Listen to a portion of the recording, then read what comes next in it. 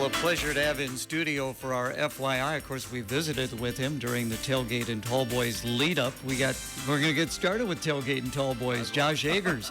So fill us in. What's going on right there? Yeah, so we came off a successful year two. We had saw some increases in ticket sales and attendance. It was a good year. We had a great lineup. I think Shinedown was probably one of the surprise acts that really left people wowed. People that didn't maybe know what to expect because they're not traditionally country. But people just left saying it was one of the best concerts they'd ever seen. And just watching it for myself, like I myself was in awe. USA Concerts folks, like they do these things all the time. Like they were, like everybody was just in awe of the performance that they put on. And I think all three headliners really crushed it this year, honestly. What kind of sense are you getting from the council and from the community about this event? Yeah, so we just presented Tuesday to the council about, kind of like where we're at, where we were, financially, where are we sitting? Are we continuing to look forward? And I think the overall sentiment from the council is very favorable. They did vote unanimously to move forward to the next step, which would be to try to build the next contract, just a draft at this point to see what that next step would look like. Because year three is here. Like we are already planning for year three. This was a 3-year contract with USA Concerts, so we're already booking artists. Like those conversations are taking place. So with that being said, you have to start looking like what happens now after year three. Is it something we're continuing? Do we feel like it's worthwhile to have in our community? The overwhelming response from the public has been favorable. You're always going to have pockets of people that maybe aren't for something, but that's in everything you do. But the overwhelming response has been favorable that they want to see this around in Clinton. I could remember during the event, just seeing all the people in our town. It was incredible. It is unreal. Yeah, we had about 35,000 people, I think, in our town. I think about 15,000 tickets sold.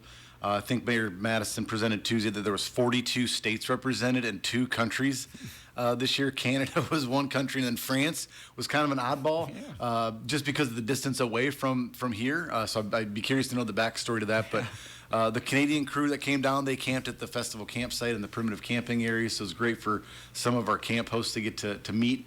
And the people that come here from out of town, they truly love Clinton. When they come here, they say, gosh, what a beautiful community you have. And sometimes it takes those outside people to remind our local people truly what a great amenity and resource we have in the city of Clinton. It's an amazing place to live. It really is. And no doubt the riverfront is a thing of beauty down there for us. It's beautiful. And of course, you've changed things a little bit as far as the stage from year 1 to year 2. How do you going to stay that way, or what do you think? Yeah, I don't think there's any plans on changing the layout. It was much more streamlined. I mean, there was less street closures, which is great. We closed in front of Happy Joe's the year before. We closed by the post office and just really kind of scattered the entrance. Now it's all at 6th Avenue North, right by the Lumber King Stadium. Parking, again, didn't appear to be an issue. I mean, once the festival closed out, 45 minutes, those cars were gone. People figured out how to get out. And one of the big things for this year was the addition of the Lincoln Way parking. We marketed that a lot more. Last year we sold 50 spots there, and that's just day of parking. This year there was over 1,000 spots sold. Oh. And then the MTA was able to shuttle those folks back and forth. And the MTA gets dollars for doing that from the state. So there's other ancillary revenues that get made from this festival besides just the finances that the festival brings in, for the 3 days. It's the hotel stays, it's the restaurants, the gas stations, just the local businesses. There's a lot of different people that are coming to our community to take advantage of the stores that we have.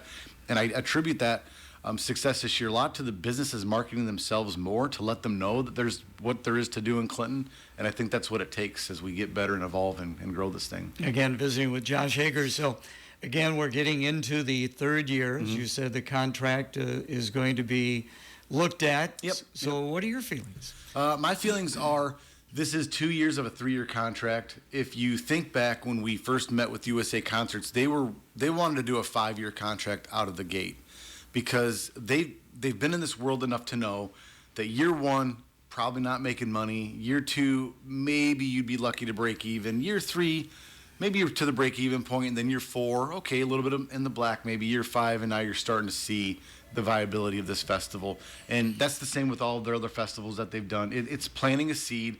The initial investment, which both sides committed $1.5 million, it was a $3 million festival to run. Both sides contributed $500,000. No additional dollars have been put in since that initial investment.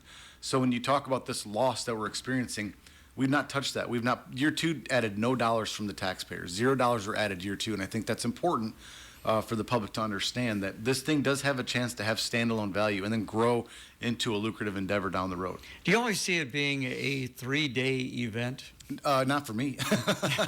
I know it's not for you. You know, the year leading up to it, I mean, just the public meetings you're having with the police, fire, MTA, Public Works, you know, Scott, myself, you know, USA Concerts, and, you know, finance department, like all the different entities that go into that is year-long planning. And then you start getting closer to it. I feel like Scott and I's work happens like the months leading up to it, and then when those guys from USA Concert and gals hit the spot Friday, Saturday before, it's their show now. Like all the planning has been done. Now it's their production, right? It's their staging, it's their fencing, their scrim, their layouts, their diamond decks, and all the things that go along with it. That's their time that they really come in and put this thing together. When you show up on site and look around, it's like, wow, I cannot believe that this is in Clinton, Iowa, you know, a town of 25,000 people, and you've got this 35,000 attended festivals. Is pretty amazing. Yeah, I know it's more than a 3-day event for you, but Yeah. I was thinking, is it always just, do you think it is just being a 3-day? No, I think it's an identity for Clinton right now. And again, sometimes I feel like we cater too much to the naysayers, but the overwhelming people, you see them a month later and they're talking about, oh my gosh, Josh, like how amazing was that? Like what a great festival. Like who you guys getting for next year? It becomes like a talking point almost that continues beyond just the 3 days. And, you know, the economic impact that brings people to this community, I think the calculator that I think Grow Clinton helped was like a $6 million economic impact. That might help sustain some businesses for months down the road, you know? So there's a lot of ancillary revenues to be made outside in the public, in the community. We're hoping that people are seeing those, and we're excited to have this thing here. Just one more thing on Tailgate and Tall Boys. As you talked, you're looking at the acts already for 2025. How much of a say do you actually have in that as compared to USA Concerts? Yeah, that's a good question. We have say, but mostly if it comes down to we're either thinking this individual or this individual, do you guys have an opinion? Because they're going to have like for like. And if it's something where it becomes like a matter of opinion at that point, Scott and I might have a little bit of say, but these guys know who they're booking. They've mentioned artists before that I had no clue who they were. And especially this year, some of the support acts, I didn't know half of who they were by name. But then you start listening to them, you start seeing them on YouTube. And it's interesting, the YouTube videos, when you look at it, and this person's had 14 million views on this one song, like, and I had not even heard of it. So sometimes we have to remember that we in Clinton aren't always necessarily the experts on what is big nationally, right? And sometimes when you see these names come through and then you start to hear them, you're like, oh my gosh, these people are amazing. And then you become a huge fan. And then by the time they come to your town, you've heard them, 10, 12, 15 times. You now know their songs and you're singing right along with them. You know, as you pointed out, Shinedown really was the big night. Yeah. And are you trying to keep one night rock a little bit in that area? I'm not going to tip the cap on that. I mean, it's not like we intentionally said, hey, we need to have a rock night. Right. It just, the way it worked out, the USA Concert folks go to Nashville. They talk to different people, the different managers out there. And the name Shinedown was thrown out there and brought up. And then they kind of just thought like, hey, maybe this could work in this particular market. They haven't been in this area in a while. They're just kind of relaunching their touring campaign. Like maybe it's a strike while the iron's hot. And fortunately, they did make an offer to them. And they accepted, and they even mentioned at the concert that night, they said, we had to look up like Tailgate and Tall Boys. We weren't even sure, like, guys, like, are we doing a country festival? Like, should we even be doing this? And they agreed to it. We agreed to offer to them, and it ended up being a wonderful, amazing event. So interesting. More with Josh Agers. We got the Riverfront Development. Bacon and Brew is coming up. Let's take a break for the weather, brought to you by Awesome Car Wash. We are going to see a warm and humid day today. We'll have temperatures nearing 90 degrees. Feels like temperatures will be well into the 90s as it's still going to be a bit humid. As we get into tonight, though, we'll bring in a round of showers and storms with a cold front, and that will begin to wipe out all this humidity.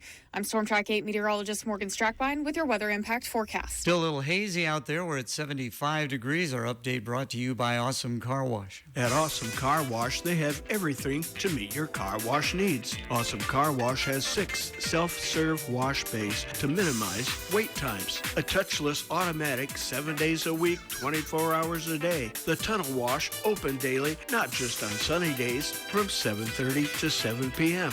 Awesome Car Wash is located across the street from Purina on Manufacturing Drive. So stop in and check them out. Second half of the program, Josh Hager is again in studio with us with the Clinton Department of Parks and Recreation. Riverfront development. I know there's been a couple of meetings already, right? Yep. How have they gone? So there was a riverfront development study, and it was put together through Smith Group, and this is a firm that goes out to different communities, and they just take a look under the hood and just say, hey, what could be? And I think the big misunderstanding right now, because there's been some negative connotations, and I understand that, but really this is just what does the community have an appetite for? And this was just to say they were looking at the north end from about 30th Avenue North to just north of the sawmill. There's a lot of underdeveloped areas there, a lot of space that really isn't used for much. You've got the Meyer Park ball fields, which, yep, they're on an old landfill. They're hard to maintain. There's areas east of the track that they're underdeveloped that, again, same landfill, that could some of those areas be looked at as development. I think on our 9-mile stretch of river, I think I heard maybe there's like 10 to 12 houses, period. So this was an opportunity to say, hey, do we want to consider this? I think the big takeaway from this needs to be this is the chance to get the public's input. What does the public want? But we do ask when you come to these, don't come with a negative mindset that you're not even willing to listen, because it's just counterproductive, right? Let's have healthy discussions. Let's hear your whys or why nots, because some people, contrary to popular belief, might be in favor of some of these things, and we need to hear from all voices. And that's why even if you weren't able to make the public meetings, the presentation is available on the City of Clinton's website. You can view the presentations. You can view what's being proposed conceptually. That's a big word. This is not shovel-ready stuff. This is not funded. This is not anything other than ideas. We need to take it for what it's worth. These are just ideas. And then there's also the survey that you can take. That link is also on that City of Clinton website. Take the survey, get your input, hear what it's about first. And I think sometimes that's what gets lost. At least hear what they have to say, and then make an informed decision of whether you like or don't like something, because there might be something hidden in these proposals that I guess I didn't even think about that, or I didn't even listen to that part of it, but yeah, that's maybe not a bad idea. And then based on that, they'll come back and they'll have a final report. They'll present it to council, and then we'll go from there to see if it's something we pursue or we don't. What were some of the ideas that they were looking at, this group? Yeah, so a lot of single-family homes developed on the north end of town. Maybe extending the campground up in that area, because as we know, we love our urban campground we have in town, but you don't really see the river from it. There's a lot of river view, and I think that's one thing that gets missed a lot is people talk about the view. Well, if you think of the view of the river, it's obstructed by the levee, which is amazing. We need the levee. We can't not have the levee, but really for you to enjoy the river view, you have to walk the trail or be a slip runner or be at the candlelight or purposely drive up on it. So if you had some housing developments that could maybe perhaps happen up there, market rate, everybody always assumes that everything will be LMI. That couldn't be further from the truth. Market rate homes for a single family that maybe had a river view would probably be a pretty attractive endeavor for somebody wanting to move to Clinton to come and work, stay, and play, right? So there's some marketplace areas, perhaps some retail opportunities on the bottom level, maybe some higher end or market rate apartments that could go on top of that to, again, get that view of the river that we really don't have. And then obviously with our riverfront, as we know, 9th Avenue North to 6th Avenue North, there's some things that eventually are going to need to be changed or modified. The pool it's on its last leg. It's been an amazing pool, but the pipes are rusting. We're constantly chasing leaks. Lubbers fountains in the same situation. These things, the deferred maintenance over time, eventually it's going to be to the point of we're talking rehabs here or constructing new, as unfortunate as that may be. But these are just conversations at this point of what could be and what does the public have an appetite for. This is the chance for the public to be heard and tell us what you have to say, like it or hate it. That's fine. We're here to listen. We want to hear you guys and your input. What about land ownership? Along the riverfront, is it primarily owned by the city, private ownership? What are we looking at there? I can't answer the exact acreages of who owns exactly what or how much. It's not all city owned up there. Some of it is Sawmill's land. So we actually had the first meeting at the Sawmill Museum and spoke with them and just say, hey, here's some concepts. This will affect your area, but these are just concepts. And then there's some owners, landowners up there that could say, hey, like if a developer came along and wanted to do some of these things, maybe they would say, hey, I need to buy this chunk of land for you. Maybe here's a hefty check to do that. Would you be interested? So this is not assumptions of any kind. We're not assuming that this is going to happen or anybody's going to sell their land or any of those things, or some of the things we get caught up in. These are just conceptual ideas. Yeah, quite interesting, no doubt about that. We'll see where it goes. Okay, we just recently down near the riverfront in Lyons had it painted back. That went over pretty well. You've got an event coming up on the riverfront, Bacon and Brew. Tell us about that. Riverview Bacon and Brew Fest. It's our 5th annual.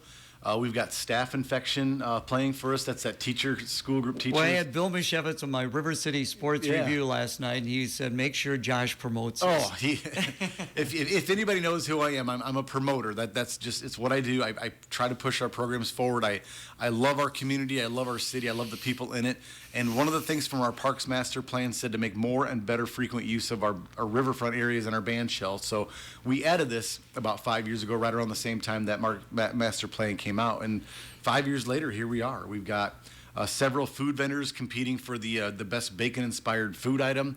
We've got local brewers that'll be on hand. We work with 7G's pretty closely. The Great Revivalist will be there. The Wide River Winery will be there. I don't want to try to forget anybody, but Press Seltzer's typically there.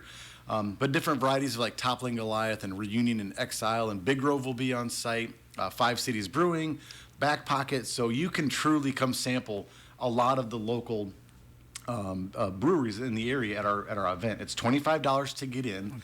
Okay. You can buy your tickets right now on our Facebook page at Riverview Bacon and Brew. Several local businesses have a QR code that you can scan. It's very convenient. You scan that at the gate. You scan that at the poster, and then it's $30 cash at the gate. Otherwise, if you choose to pay at the gate, but it's unlimited samples. They're 2-ounce samples. You have as many or as few as you like. The food samples are $2 per food sample to try the bacon-inspired food item. But all the vendors will also have their regular menu available as well. And there's competitions. There's the Stein hold. See who can hold a big, it's like a 40-ounce Stein, the longest. A bacon eating contest. My assistant director just shared something with me last night about another town's bacon and brew type fest, and there was a keg throw. So I'm giving that some consideration because I thought it was pretty cool to see. And then we have big screen TV, so you don't have to miss the big game. And that's one of the big things is that, Iowa, you never know when you schedule an event, like what's their game time going to be for that day. But we always choose an away game. They'll be on the road. We're not conflicting with Homecoming this year, with any of the other festivals. We're standalone. There's no competition for dates. If you're looking for something to do September 28th from 4 to 7 p.m., come down to Bacon and Brew Fest and check it out. It's a great event in your backyard. And, it's probably in that same area where Finally Fridays absolutely takes place. So, that's a great area right there. Yeah. We try to learn a lot from Finally Fridays, and, talking with some of their folks and how they started and where they've grown to. Like, we're aspiring to do the same thing. But, again, it really just does take the community just coming out and trying it and supporting it and just seeing what it's all about. And if it's not for you, great. But if it is, I think if you came and saw the product we have to put on the table, you'd be back every year. Appreciate you coming in. Before we let you go, of course, you're with the Department of Parks and Recreation. How are things looking there? I know it's fall. You've probably got some new programs going on. What's happening?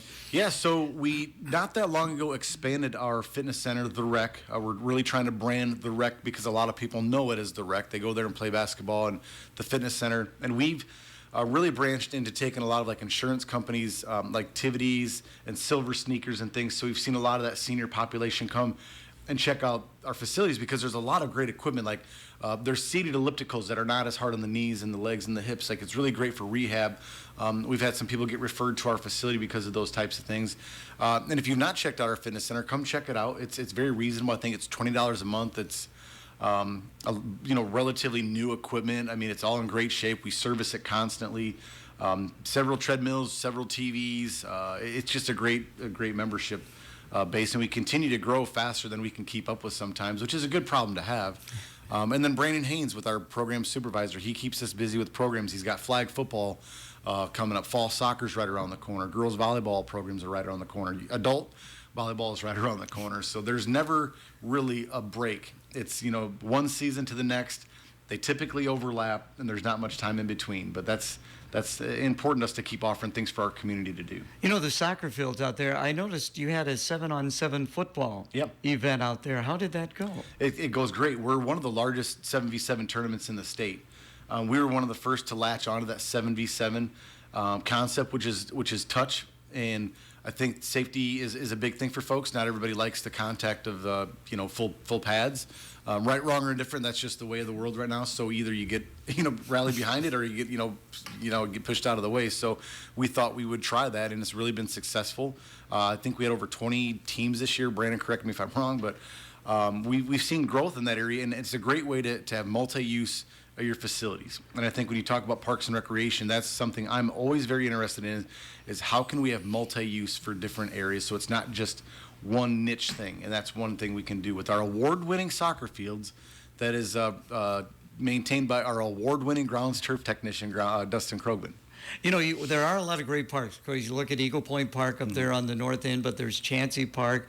There's a number of parks people can take advantage of. Yep, 20-plus parks, 500 acres scattered throughout the town. We love our parks. We are also equally as passionate about our parks as everybody else is, but we constantly want to look at them and see, are there ways to improve them? For one example, with Riverfront, you look at the pool. I love the pool, but that thing is on its last leg. That's got to be addressed at some point.